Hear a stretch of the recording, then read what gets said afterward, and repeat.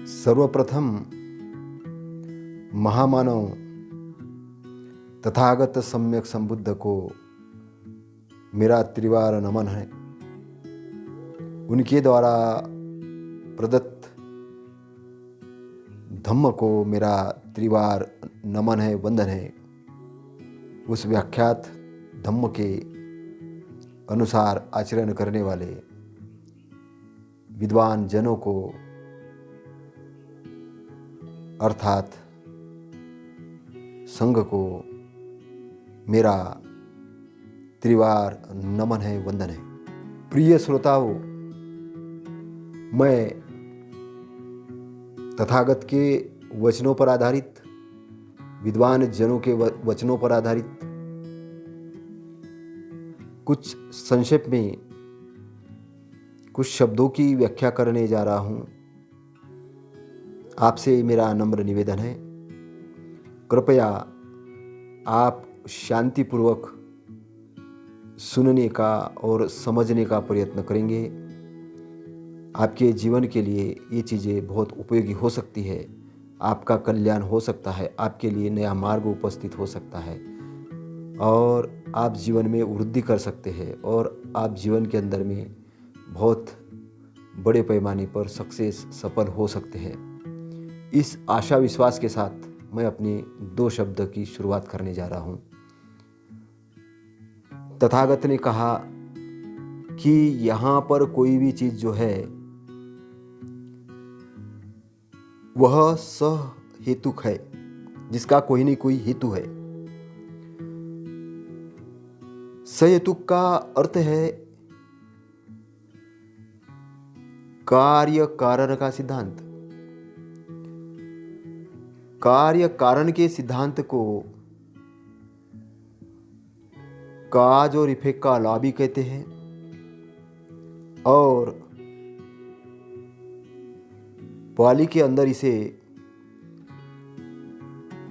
प्रतित्त समुद्पाद भी कहते हैं। प्रश्न उठता है, जो लोग कहते हैं कि ब्रह्मा ने 4 वर्ण की रचना की, तो तथागत प्रश्न उपस्थित करते हैं कि किस प्रकार से रचना की, क्योंकि मैं तो अपने माँ के पेट से पैदा हुआ हूं और उन्होंने धरती का नियम बताया कि पति पत्नी के माध्यम से एक बालक जन्म ग्रहण करता है। कोई किसी के मुख से जन्म नहीं होता है, छाती से नहीं होता है, ना जंघा से होता, ना पैरों से होता है। तो ये एक कपोल कल्पित कल्पना निर्माण करने की कोशिश की गई और यही कारण था कि भारत के अंदर में जो वर्णाश्रम धर्म को मानने वाले लोग हैं, उन्होंने तथागत का विरोध किया, क्योंकि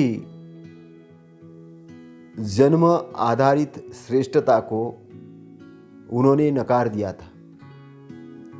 उन्होंने क्यों नकार दिया था? क्योंकि वे अरहत सम्यक संबुद्ध थे। उन्होंने दुख मुक्ति के मार्ग का शोध किया था।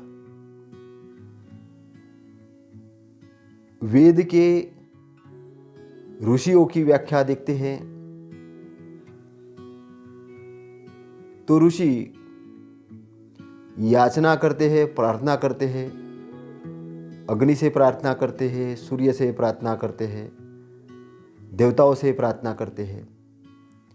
लेकिन तथागत याचना प्रार्थना के बजाय कार्य कारण के सिद्धांत पर बात करते हैं। दोनों डिफरेंस को आपको समझना होगा। दोनों दृष्टिकोणों को आपको समझना होगा। तथागत की दृष्टि हिमालय जैसी उच्च कोटि की है। वे जन्म मरण के बंधन से मुक्त हो चुके हैं। जन्म मरण के बंधन से जो मुक्त हो जाता है वो सद्पुरुष अरहत कहलाता है। आधुनिक विश्व के अंदर में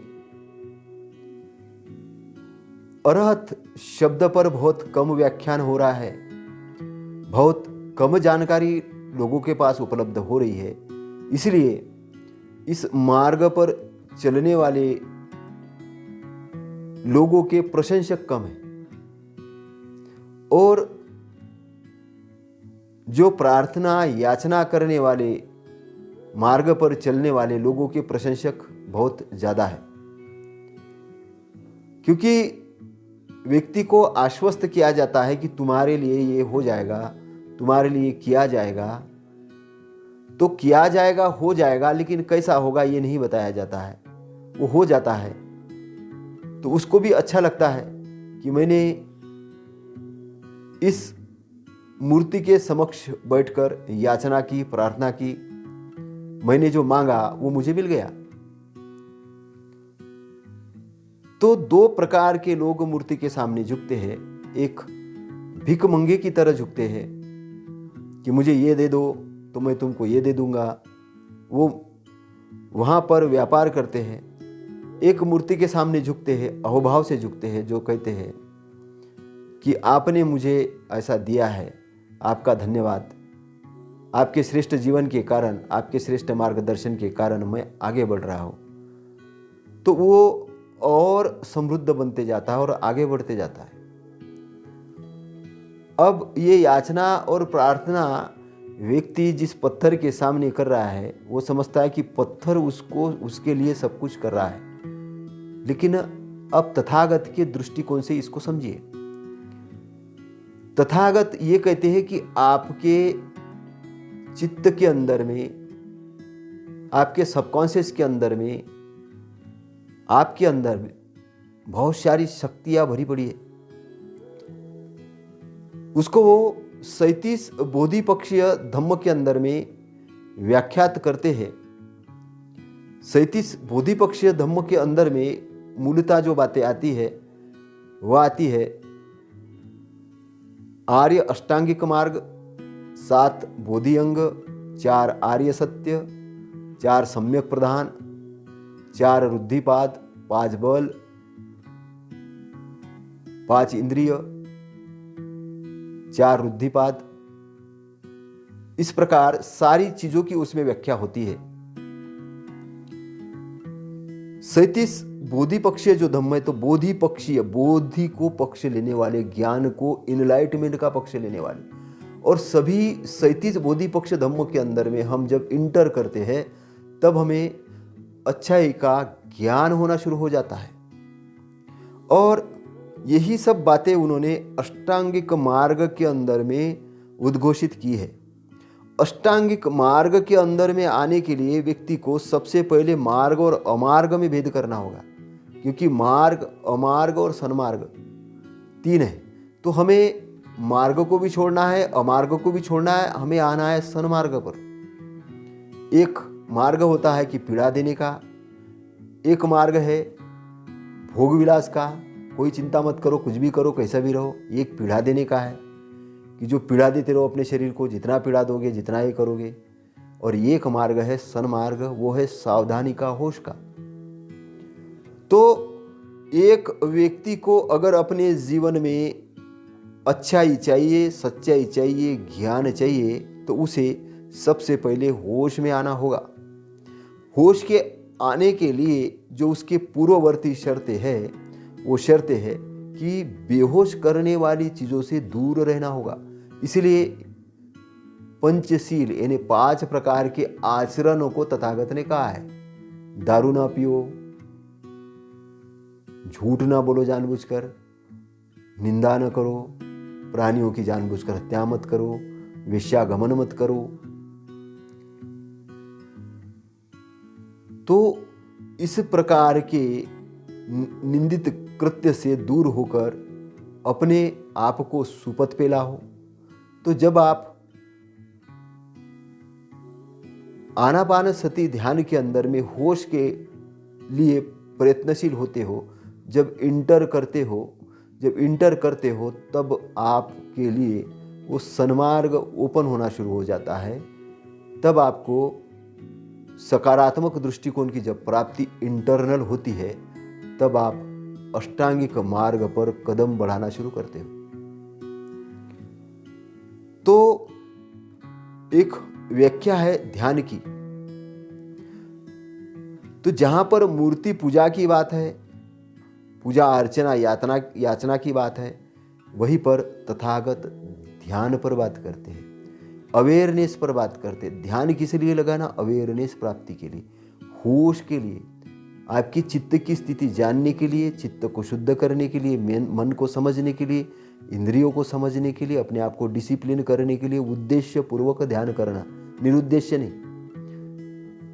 एक सम्यक समाधि होती है और एक समाधि होती है। समाधि मतलब ईश्वर का ध्यान लगाए बैठे हुए, धुनी लगाए बैठे, गांजा पीकर बैठे हुए, बेहोश बैठे हैं और कल्पना में उड़ान भर रहे हैं, कुछ भी कल्पना कर रहे हैं, मजा आ रहा है, लेकिन उसका बेसिक कोई कॉन्सेप्ट क्लियर नहीं। बेसिक कोई कॉन्सेप्ट क्लियर नहीं। कर्म करने की बात है तो कर्म कुछ और ही कर रहे हैं, तो रिजल्ट भी कुछ और ही आ रहे हैं।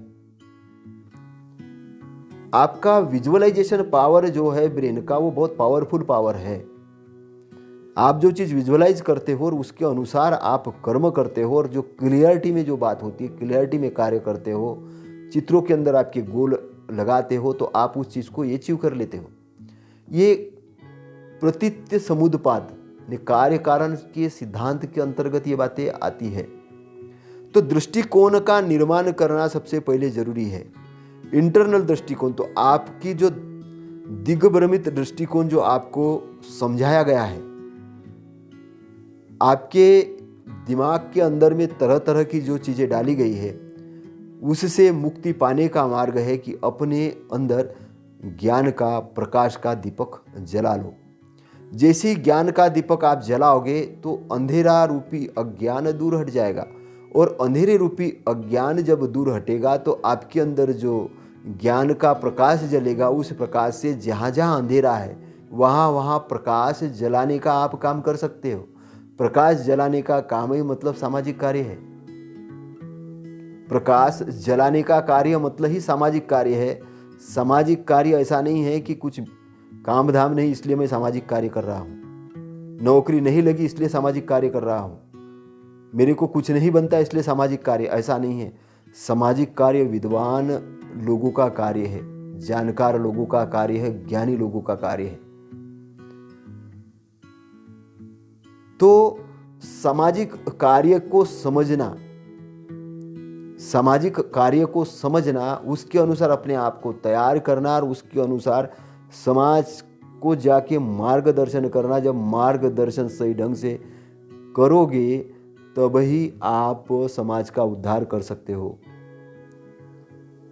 तो तथागत ने जो अपना संघ बनाया, उस संघ में धम्म पर उनको प्रशिक्षण दिया जाता था,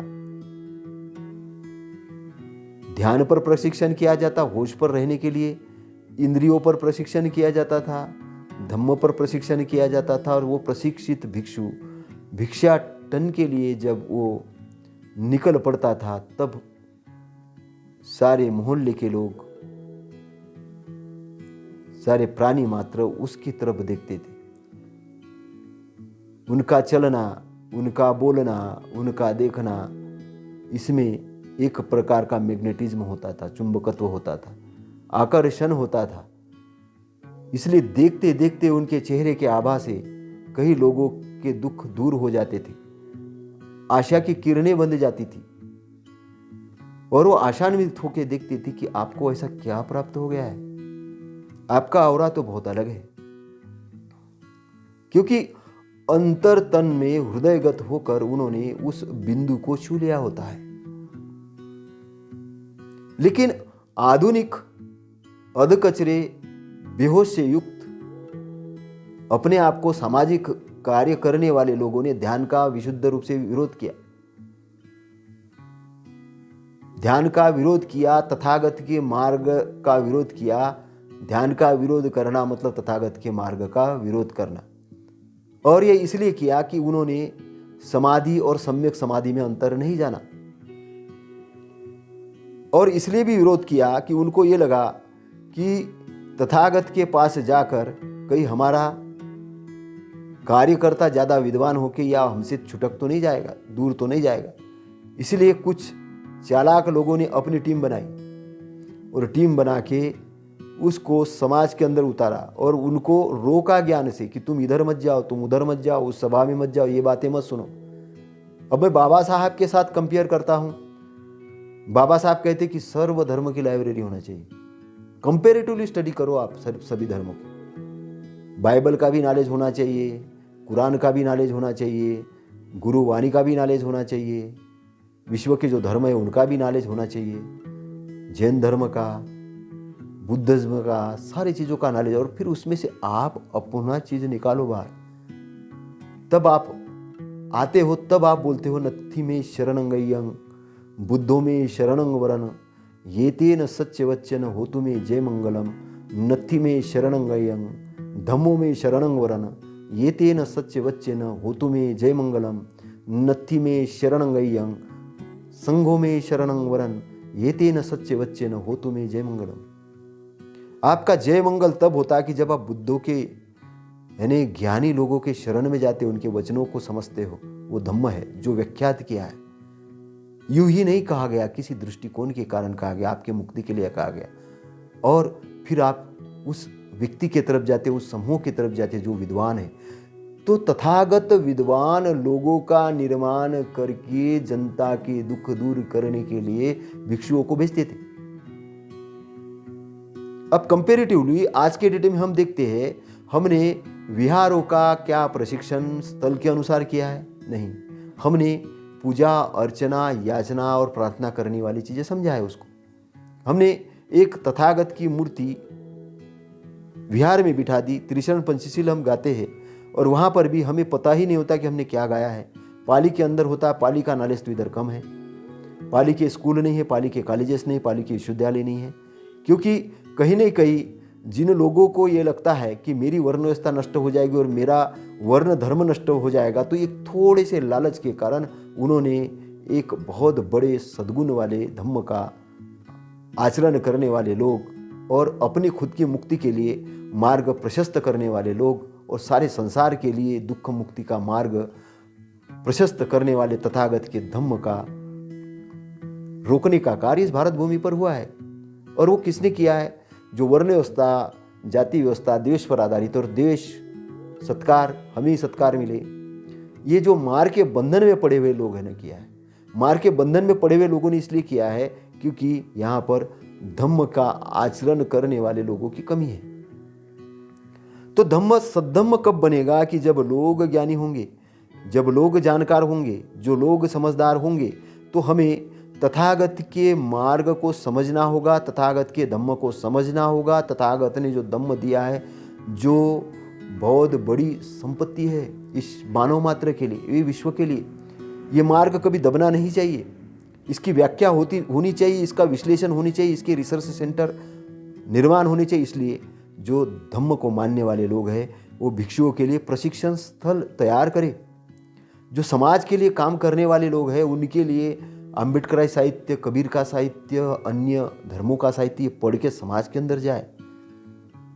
वो एक्चुअल में दुख दूर करने का काम करे, एक्चुअल में लोकतंत्र स्थापित करने का काम करे, एक्चुअल में समाज के अंदर में संविधान लागू करने का काम करे और भारत को, इस जम्बूद्वीप को विश्व गुरु किस चीज़ के लिए? अच्छाई के मार्ग के लिए, अच्छाई के मार्ग के लिए कि हम विश्व के अंदर में एक अच्छाई का मार्ग प्रशस्त कर सके। हम अच्छी चीज़ देंगे तब हमारे पास अच्छी चीज़ वापस आएगी। क्योंकि कार्य कारण का सिद्धांत ये कहता है जो आप देते हो वही आपको वापस आता है। इसलिए यहाँ से अच्छी चीज़ जानी चाहिए और अच्छी चीज़ का निर्माण होना चाहिए। तो दुनिया का जो निर्माण है ये कार्य कारण के सिद्धांत पर आधारित है। ये चीज़ समझना है। यहाँ पर ब्रह्मा का सिद्धांत खत्म हो जाता है, क्योंकि ब्रह्मा बोलता है कि मैंने मुख से किया, ये किया, वो किया। ब्रह्मा ने नहीं बोला है, ये लिखने वाले जो मार के बंधन में बंधने वाला व्यक्ति था उसने लिखा। और ये आपको अपनी बुद्धिमत्ता के आधार पे, अपने ज्ञान के आधार पे इसको तोलने की जरूरत है। इसको तोलने की जरूरत है, क्योंकि भव चक्र जो है, जो जन्म मृत्यु का चक्र है, जन्म से शुरू होता है और मृत्यु तक जाके खत्म होता है, और ये गोल गोल घूमते रहता है। आदमी जन्म जन्मांतर के बंधनों में भागते रहता है। उस बंधन को तोड़ने के लिए ही धम्म है, समझना। दुख मुक्ति के बंधन को तोड़ने के लिए, क्योंकि जो अच्छाई आप करते हैं तो अच्छाई का कोई संस्कार, इन्हें गांठें नहीं बनती ब्रेन के अंदर में। उससे आपके अंदर की जो बुराई है वो खत्म होते जाती है, खत्म होते जाती है, खत्म होते जाती है, और आपके इंटरनल हैप्पीनेस बढ़ता है। आप अंदर अंदर जाते हुए, अंदर अंदर जाते हुए, गहराई में जाते हुए आप अपने अंदर की अच्छाई तक पहुंचते हैं, और आपको पता चलता है कि आप एक बहुत विद्वान व्यक्ति है, एक बहुत बड़े व्यक्ति है, एक बड़े ज्ञानी व्यक्ति है। आपका जन्म कुछ बड़ी चीजें करने के लिए हुआ है, बहुत बड़ी चीजें करने के लिए हुआ, क्योंकि प्रकृति ने जो चीजें आपको दी है वो बहुत बड़ी चीजें दी है, लेकिन उसका मूल्य आपके नजर में शून्य है। यही आपके गरीबी का कारण है, यही आपके गरीबी का कारण है, क्योंकि आप अपना मूल्य बहुत छोटा लगा देते हो। आप अपने आप को बहुत छोटे बोलते हो। आपको किसी ने समझा दिया कि जात के हो, तुम इस धर्म के हो, तुम इतने छोटे हो, तुम मान लेते हो। किसी ने तुम्हें बताया और तुमने मान लिया, और तुमने अपने व्यक्तित्व को कंट्रोल कर लिया और एक छोटा व्यक्तित्व बना लिया। और इसलिए जहां जहां रास्ते में जाते हो वहां वहां झुकते जाते हो। किस चीज के सामने झुक रहे नहीं मालूम, कहां जा रहे नहीं मालूम, केवल जा रहे हो और डर की जिंदगी जी रहे हो, और उसी घेरे के अंदर में अपने आप को लपेटे हुए हो। उन्हीं दो चार पत्थरों को भगवान मान के, उन्हीं दो चार मूर्तियों के सामने माथा रगड़ के, उन्हीं दो चार किताबों को पढ़ के अपने को लिमिटेशन करके रख रहे हो। लेकिन जब अंदर में जाओगे, अपने अंदर में जाओगे, तब आपको आपके अंदर के महानता के दर्शन होंगे। आप देखोगे, अरे मैं जिस चीज को बाहर ढूंढ रहा था वो तो अंदर है। और जब आप अपने अंदर से अच्छाई देखोगे, तब आपको दूसरे के अंदर भी अच्छाई देखना शुरू होगी, और आप अपने अंदर से अच्छाई उस होश वाले जानकार आदमी को दोगे जो उसको लेने के लिए तैयार है, जो सुपात्र है, कुपात्र नहीं। एक शराब से मदहोश आदमी को कैसा धम्म समझाओगे? उसको पहले शराब उतरने देनी पड़ेगी। एक घमंड से चूर आदमी को, जो किसी को कुछ समझता ही नहीं, अपने आप को बस बोलता है कि बस घमंड में चूर है, किसी को अपशब्द बोलता है, किसी का भी अपमान करता है, कुछ भी कैसे भी रहता है, गलत मार्ग का अनुयायी है, उसको आप अच्छी चीजें कब समझाओगे? जब वो शांत में हो जाएगा, जब वो शांत हो जाएगा। क्योंकि अंगुली माला को कंट्रोल करने का काम तथागत ने कैसे? उसके लिए सबसे पहले अपने अंदर से मैत्री भाव को जगाया और उसको कहा, अंगुलीमाल, तेरे अंदर की अच्छाई अभी मरी नहीं है, तू अगर स्थान दे देगा तो वो अच्छाई निर्माण हो जाएगी। तो ये अंगुलीमाल को लगा कि मेरे को तो सब लोग डरते थे, गाली देते थे, ये करते थे, हाथ पैर जोड़ते थे, और ये कौन से विद्वान आ गए कि उनकी जो मैत्री की तरंगे जब अंगुलीमाला के तरफ पड़ी तो उसने अपनी तलवार फेंक दी, और तलवार फेंकते तथागत के चरणों में गिरा और कहा, भगवान मुझे आपके मार्ग पे आना है। क्योंकि वो दौड़ रहा था, तलवार लेके हत्यारा बना हुआ था, क्योंकि उसके गुरु ने उसको बता दिया था कि तू इतनी उंगलियां ला, तू इतनी उंगलियां ला, तब तुझे मैं ये दीक्षा, विद्या की जो दीक्षा देगा तो उतनी उंगलियां चाहिए। तो यहां पर भी जो लोग गलत गलत मार्ग के ऊपर भटक रहे हैं, उनको किसी ने दिशा दी है। तो कोई भी जो घटना घटती है वो सहेतुक होती है, उसका कोई नहीं कोई साक्ष्य है, कोई नहीं कोई एविडेंस है, कोई नहीं कोई कारण है। इसलिए आर्टिकल 13 के अंदर में जो मौलिक अधिकारों को खत्म करने, जो मानव मात्र को मिले हुए जो अधिकार है उसको खत्म करने वाली विधियां संसद नहीं बना सकती, विधानसभा नहीं बना सकती, न्यायपालिका ऐसा कानून नहीं ला सकती, नहीं बना सकती, ना डिसीजन दे सकती है। और कोई ऐसे शास्त्र जो लिखे गए हैं उसको भी शून्य घोषित किया जाता है, उस पर प्रतिबंध लाया जा सकता है और लाना चाहिए। कौन लाएगा, संसद लाएगी, सुप्रीम कोर्ट लाएंगे, जागृत नागरिक लाएंगे। उसके लिए आवाज उठने की जरूरत है। इसलिए वर्ण व्यवस्था, जाति व्यवस्था, देश आधारित, धर्म के आधारित, लिंग आधारित उत्पीड़न संविधान के अंदर में प्रतिबंधित किया है, बंद करने का काम किया है। तो जस्टिस, न्याय की जो बात की है, सोशल, इकोनॉमिक और राजनीतिक। राजनीति को बुरा बोला गया है। राजनीति बुरी चीज नहीं, राजनीति सबसे अच्छी चीज है। आदमी बुरा हो सकता है, आदमी बुरा हो सकता है। बुरे व्यक्ति के हाथ में अगर कोई अच्छी चीज दे दोगे तो वो बुरा करेगा। तो जो चीज दे दी तो वो चीज बुरी नहीं है।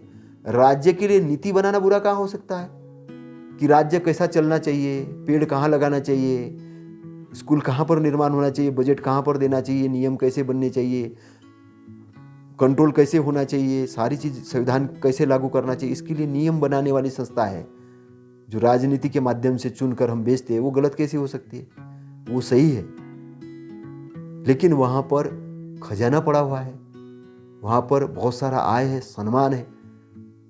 तो गलत लोगों को अगर आप चुनाव करके दोगे, गलत लोगों को आप प्रशंसा करोगे, गलत आइडियोलॉजी को आप प्रशंसा करोगे, तो आपने गलत दिया तो गलत तो मिलेगा।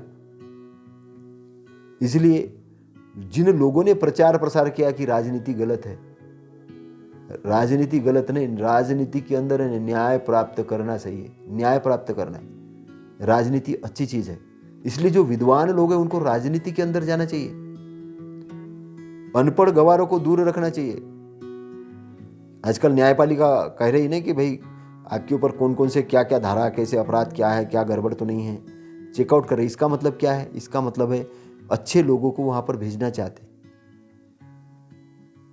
लेकिन सारी की सारी अच्छी सामाजिक चेतना पर डिपेंड करती। इसलिए सोशल जस्टिस कंट्रोल होता है विद्वान के विचारों पर। विचार कंट्रोल होते हैं कि आपने किस विचारधारा को अपनाया है। क्योंकि आजकल धर्म के नाम पे भी लोग अधर्म का काम कर रहे हैं। वर्ण व्यवस्था को धर्म बना रहे, जाति व्यवस्था को धर्म बना रहे, उच्च नीचता को धर्म बता रहे, मूर्ति पूजा को धर्म बता रहे, और लोग मूर्तियों के अंदर में प्राण फूक रहे। वो बोल रहे कि हम प्राण फूक रहे। तो भाई कोरोना आया था तब आपके जिन्होंने के अंदर में आपने प्राण फूके थे, तब लाख लगा के बंद क्यों करने पड़ेंगे उस प्राणों को? इसका मतलब जनता को अवैज्ञानिक बनाने का काम जो कर रहे हैं उनको नहीं करना चाहिए। संविधान इसके लिए कहता है कि वैज्ञानिक चेतना पब्लिक के बीच में तैयार करो, लेकिन यहां नहीं हो रही है।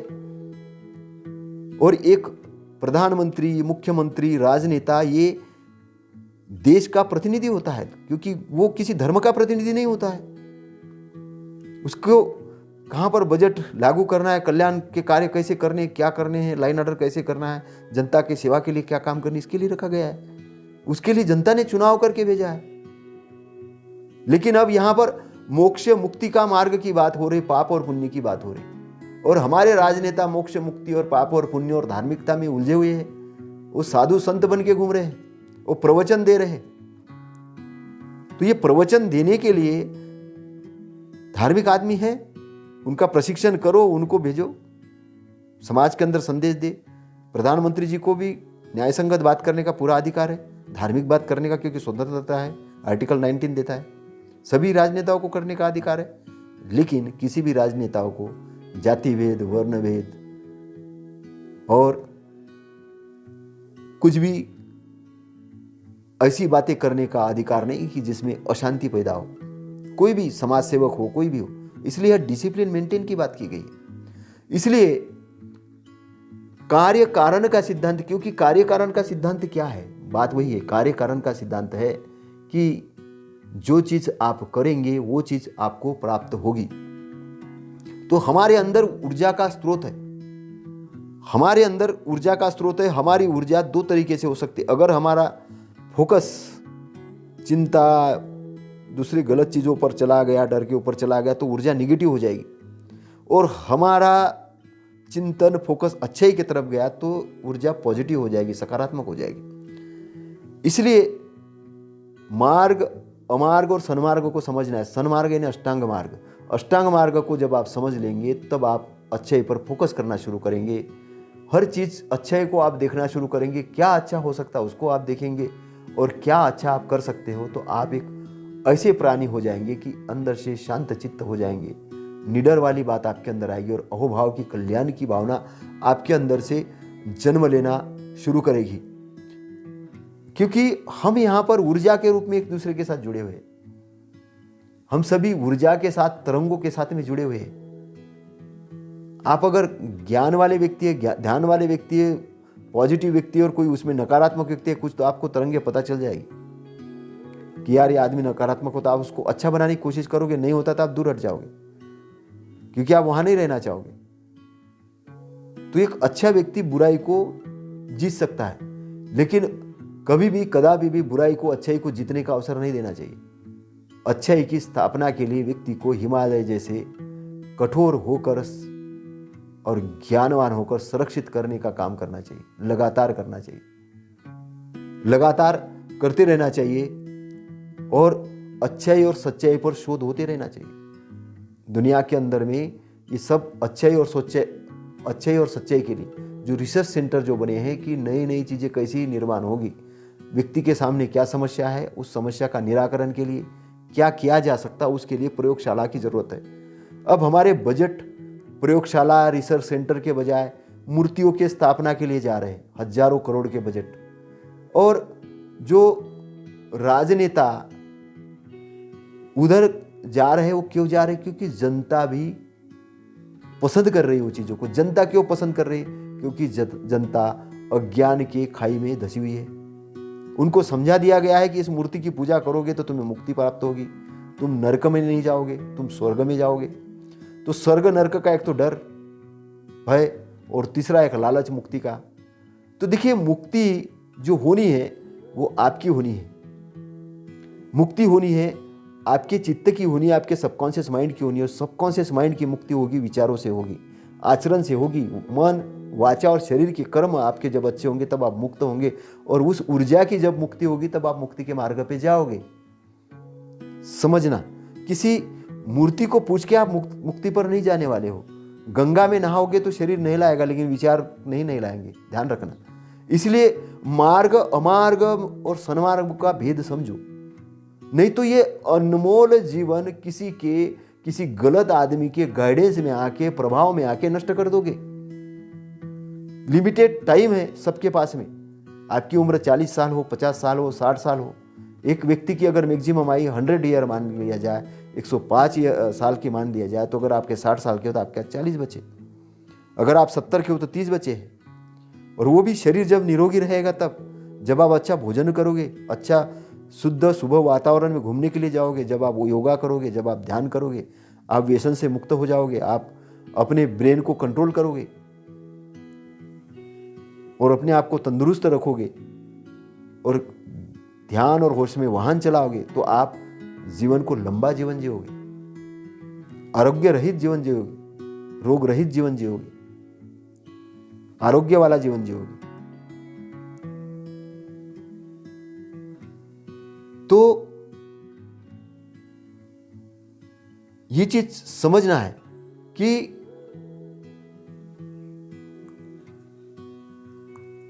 लोगों ने कैसे शोध किए हैं। जहां रिसर्च सेंटर की बात आई, राइट ब्रदर ने जब देखा कि पंछी उड़ रहे हैं, उन्होंने देखा इंसान भी उड़ सकता है, उनको पगला समझा गया और उनकर लांछन लगाए गए, पागल बोला गया। लेकिन उन्होंने रिसर्च किया और आज एरोप्लेन हमारे सामने है। थॉमस एडिसन अल्वा को अनपढ़ और गवार कहा गया, लेकिन उन्होंने रिसर्च करके बल्ब की खोज, जो प्रकाश की खोज थी, उस खोज को आगे बढ़ाया और कर दिखाया। तो जिन लोगों को हमने अनपढ़ और गवार समझा, वो एक्चुअल अनपढ़ गवार नहीं थे, वो रिसर्चर थे। थॉमस एडिसन अल्वा की अपनी एक रिसर्च की लाइब्रेरी थी। हमने अनरिसर्चफुल जो विश्वविद्यालय बने, जहां पे रिसर्च की कोई घटना ही नहीं होती है, रिसर्च सेंटर ही नहीं है, कॉलेज से 10 बार फोन अगर आता है तो वो आता है, फीस भरो बच्चे की, फीस भरो बच्चे की। लेकिन रिसर्च के नाम पे कोई ये नहीं बोलता कि यहाँ पे रिसर्च हो रहा है, ज्ञान के लिए आओ, माता पिता को बुलाओ। ये नहीं होता है, ये कम ही होता है। आप देखिए हमारे विश्वविद्यालय, स्कूल रिसर्च के मामले में बहुत पिछड़ रहे हैं। जब हम अपने रिसर्च सेंटर स्थापित करेंगे, बड़े पैमाने पे स्थापित करेंगे, तब यहां पर उन्नति होगी, तब हमें समझ में आएगा, वैज्ञानिक दृष्टिकोण तब आएगा।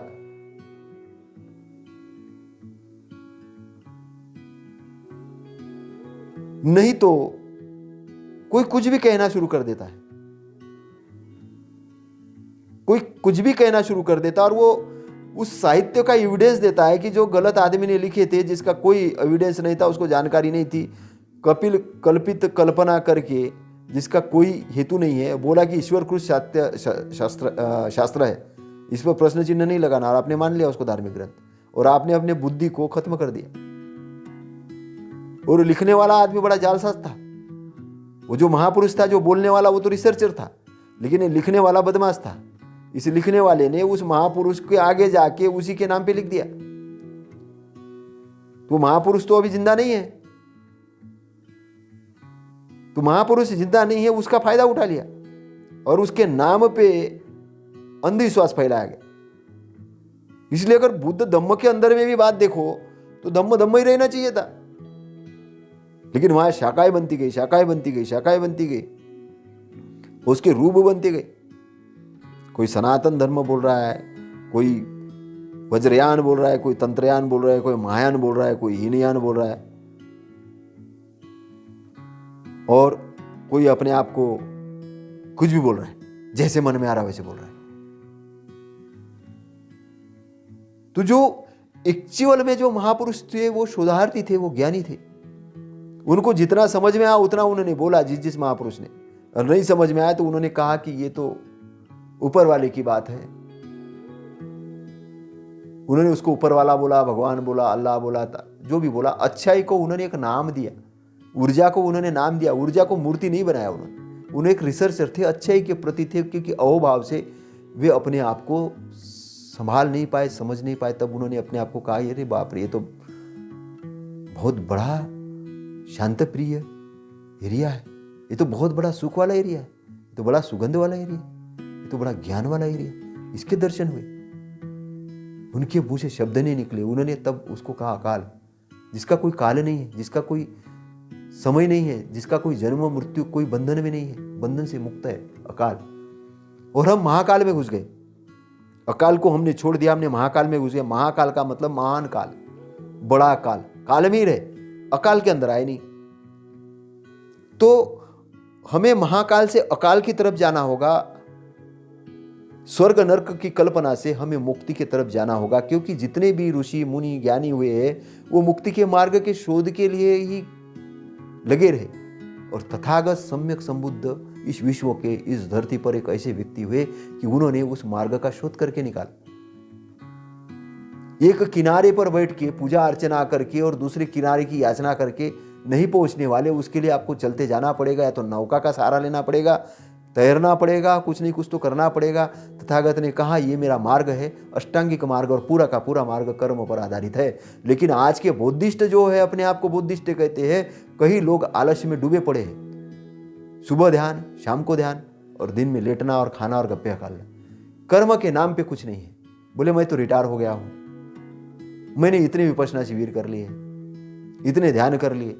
एक शब्द उनको कुछ गलत बोलो या एक उनको विरोध में बात बोलो तो ऐसे खोल जाते हैं कि उनकी चेहरा तमतमा जाता है, अंदर से द्वेष जलने लगता है कि इन्होंने इतने शिविरों में क्या ज्ञान प्राप्त किया, क्या धम्म को पढ़ा है। तो कुपमंडुक बने हुए हैं और वो आदर्श बनना चाहते समाज के कि हम आदर्श हैं, इसलिए लोग विरोध करते हैं किसका, ध्यान का। ऐसे लोगों ने ध्यान का विरोध करना सिखाया। ध्यान किसी ऐसे लोगों के द्वारा मत सीखिए कि जो अंदर से पीड़ित है, संतापित है, वो बोल रहा है कि मैं ज्ञानी बन गया हूं। उसको भी इलाज की जरूरत है। ध्यान आपको धम्म के द्वारा ही सीखना पड़ेगा। इसलिए 45 साल तक जो तथागत बोलते रहे जनता के बीच में, जो भिक्षुओं को उन्होंने सिखाया उस पर शोध और संग्रह, रिसर्च और उसका लिपिबद्ध होकर आम जनता तक पहुंचने की जरूरत है। और वो जो पाली साहित्य है, पाली साहित्य में अर्थ के बेअर्थ हो जाते हिंदी के अंदर में, इसलिए पाली अध्ययन के केंद्र खोलने की जरूरत है, पाली अध्ययन के स्कूल खोलने की जरूरत है। ये काम कौन करेगा? विद्वान लोग करेंगे। इसलिए बाबा साहब ने कहा कि बहुत बड़ी जिम्मेदारी दे रहा हूं मैं आप लोगों को। कोई ऐसा नहीं बोलना चाहिए कि आप लोगों को मैंने धम्म दिया और ऐसे लोगों ने इस धम्म का मिटिया मिट कर दिया। दरेका ने दरेकाला दीक्षा दिवाई। धम्म का कार्य निरंतर चलने वाला कार्य है, लेकिन भारतीय बौद्ध महासभा उसके टुकड़े टुकड़े हो जाते बहुत बार।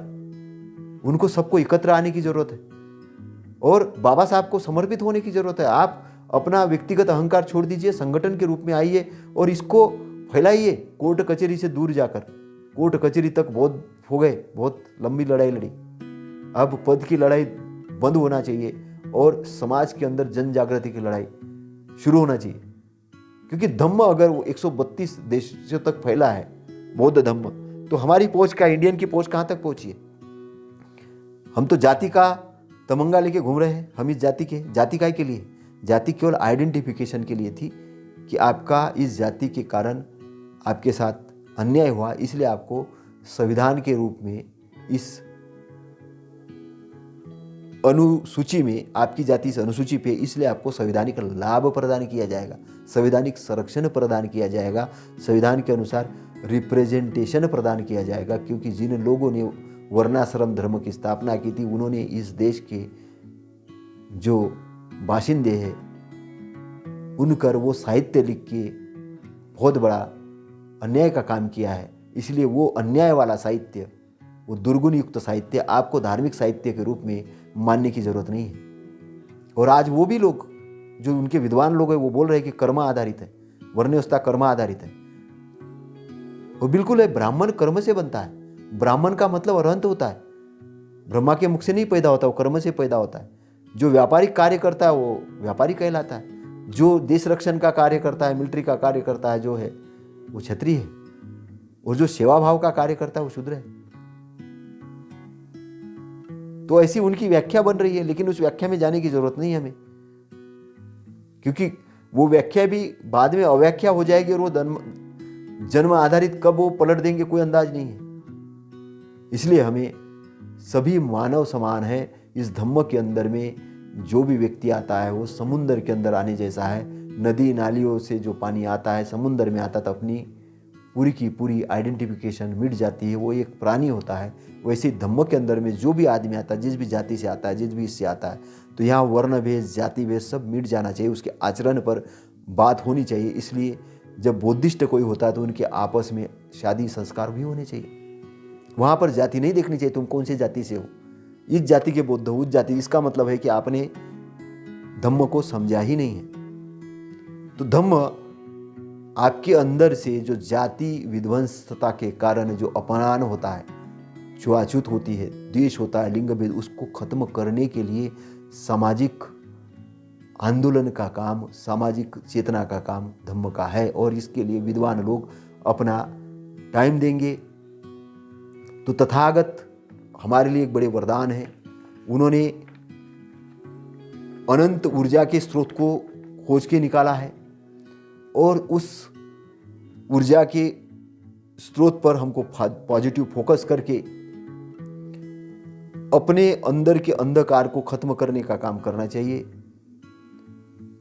और उसके लिए हमें एक टीम एसोसिएशन बना के काम करने की जरूरत है। जैसे पक्षी बहुत दूर तक जाते हैं तो एक समूह के अंदर में जाते हैं, और एक पक्षी जब थक जाता तो दूसरा वो आगे आता है। ऐसे ही हमें टीम बना के काम करने चाहिए, स्पेशलाइज लोगों की टीम।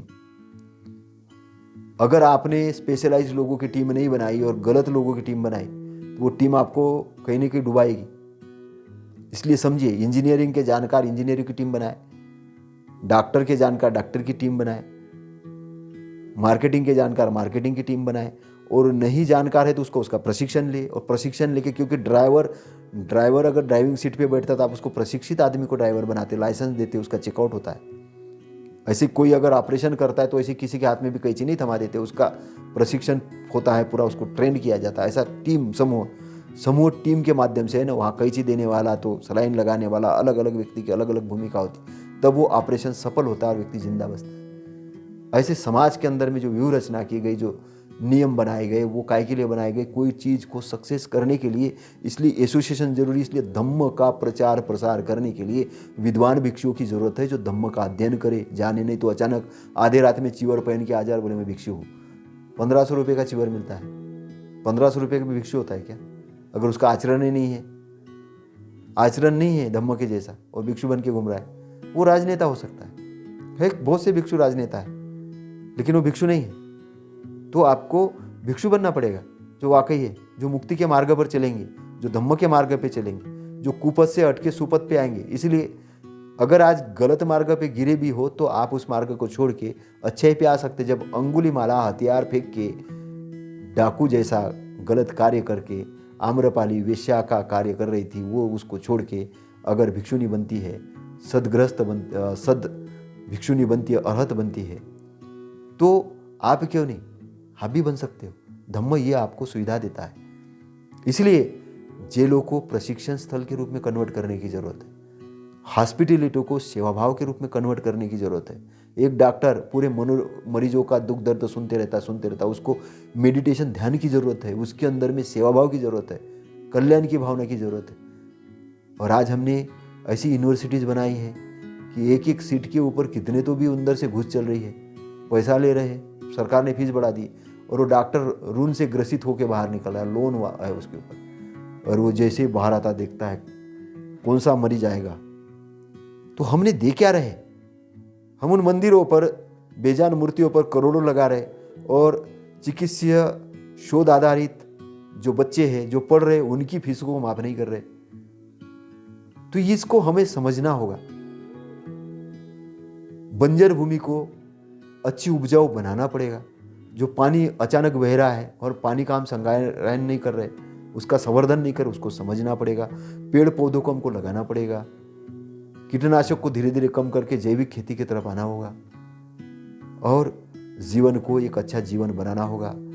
साहित्य की लाइब्रेरी इकट्ठी करनी होगी, नए नए रिसर्च सेंटर स्थापित करने होंगे, और अपने आप को कुपथ से हटा के सुपथ पे आना होगा। आज व्यवसाय जितनी जितनी टेक्नोलॉजी बढ़ेगी उतने आसान हो जाएंगे, लोग और अमीर होंगे। अभी ये कॉलेज और विश्वविद्यालय जो अपनी गवाही दे रहे थे कि हम ही सबसे बड़े अमीर हैं, ऐसा नहीं है। अभी अमीरों की जमात आना चालू हो जाएगी, अमीरों की जमात आना चालू हो जाएगी, और ऐसे ऐसे रिसर्च सेंटर स्थापित होंगे। बहुत सारी चीज़ें अब आने वाले समय में बहुत सारी अच्छी चीज़ें होगी, और ये करने का काम कौन करेगा? विद्वान लोग करेंगे। विद्वान लोग करेंगे, तो इसलिए विश्वविद्यालय व्यवसाय का केंद्र न बन के ज्ञान का केंद्र बने। अपने आप को ये दिखाने के लिए नहीं आए कि हम पब्लिक से कितना पैसा वसूल कर सकते, उसके बजाय ये समझे कि हम पब्लिक की कितनी अच्छी सेवा कर सकते, कितने अच्छे स्टूडेंट निर्माण कर सकते। केवल दिखावे के लिए डिग्री नहीं दे, डिग्री का एक उपयोग भी हो, ये बहुत ज़रूरी है। मान सम्मान के लिए कार्य करे, लोगों की अच्छाई के लिए कार्य करे, और जब आप अच्छाई के लिए कार्य करेंगे, जब आपके अंदर से बुराई खत्म होगी, तब आपके अंदर में अच्छाई का मार्ग निर्माण होगा। आप पॉजिटिव एनर्जी की तरफ आओगे, आप तथागत के अष्टांगिक मार्ग को समझोगे, और समझोगे कि ये पूरा कर्म का मार्ग है, और कर्म पर आधारित अपने आप को आगे ले जाओगे। आपकी बंधन से मुक्ति होगी, और मोक्ष के मार्ग पर आप आगे जाके अपने आप को दुख से मुक्त करोगे, और होश में रहकर आप अपने आप को आगे बढ़ाते रहोगे। तो आप अपने लक्ष्य को लिखिए, उसको पिक्चराइज करिए, और आपके अंदर में अनंत क्षमताएं हैं, अनंत गुण है, उन गुणों को बाहर निकालिए। आपका मंगल हो, आपके कारण आपके परिवार का मंगल हो, समाज का मंगल हो, देश का मंगल हो, विश्व का मंगल हो। आपके लिए मेरी मंगल कामना है। इन मंगल कामनाओं के साथ में मैं एक बार और तथागत सम्यक संबुद्ध के उस महान धम्म की शरण ग्रहण करते हुए मैं आपके अंदर की अच्छाई को प्रणाम करता हूँ, नमस्कार करता हूँ, और मैं अच्छाई की स्थापना के लिए कार्य करूँगा। मेरे अंदर भी जो बुराई है उसको समाप्त करते हुए मैं आगे बढ़ते रहूँगा, और अपने गुणों का उद्धार करूँगा। अपने अवगुणों को खत्म करते हुए मैं अच्छाई के मार्ग पर चलने का प्रण लेता हूँ। नमो बुद्धाय, नमो धम्माय, नमो संघाय। साधु साधु साधु।